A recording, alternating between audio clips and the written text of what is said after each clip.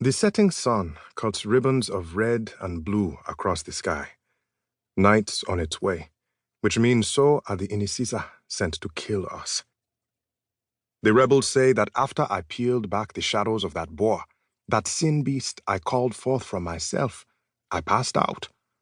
Makes sense that I don't remember it, but it makes it all harder to believe.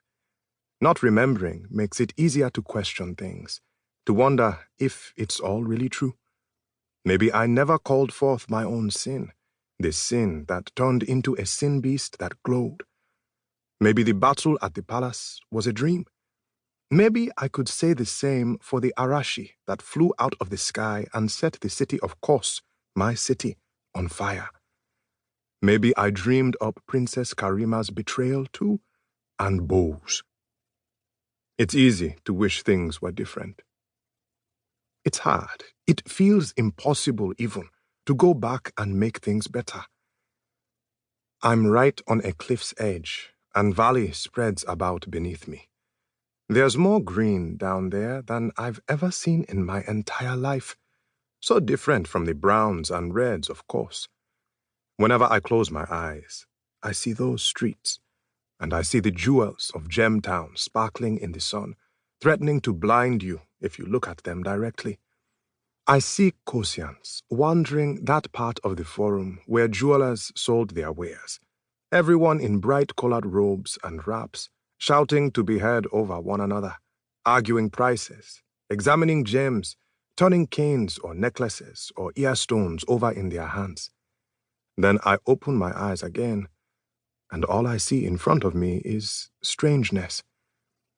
An explosion sounds in the distance.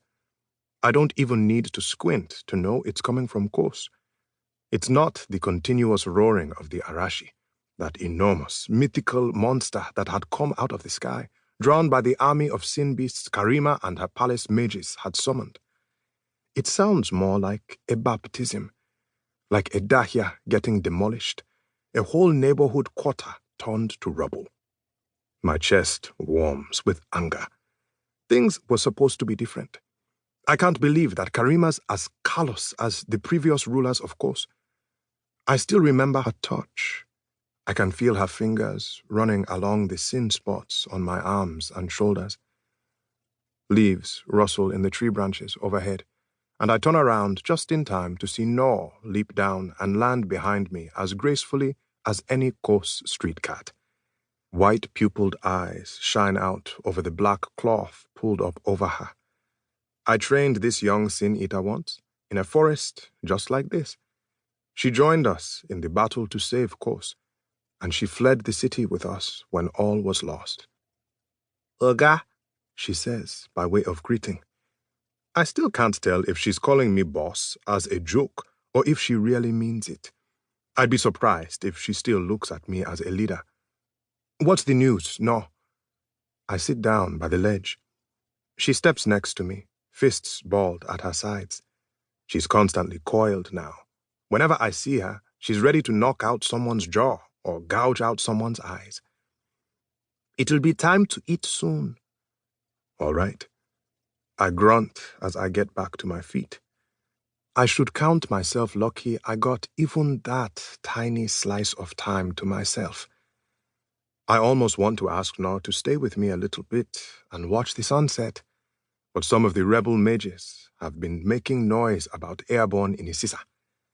Scouts, they say, in the form of birds and sometimes bats.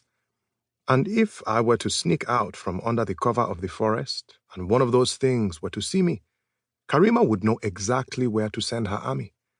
If I were the only one I had to worry about, it wouldn't be a problem. But I know as soon as I step out and get spotted, every loose sin beast in Kos will be sent straight for me. Nor and Ras and the others would try to get in the way. The rebel mages would try to shield me. And by the end, there'd be a bunch of dead bodies everywhere, just because I wanted to catch a sunset.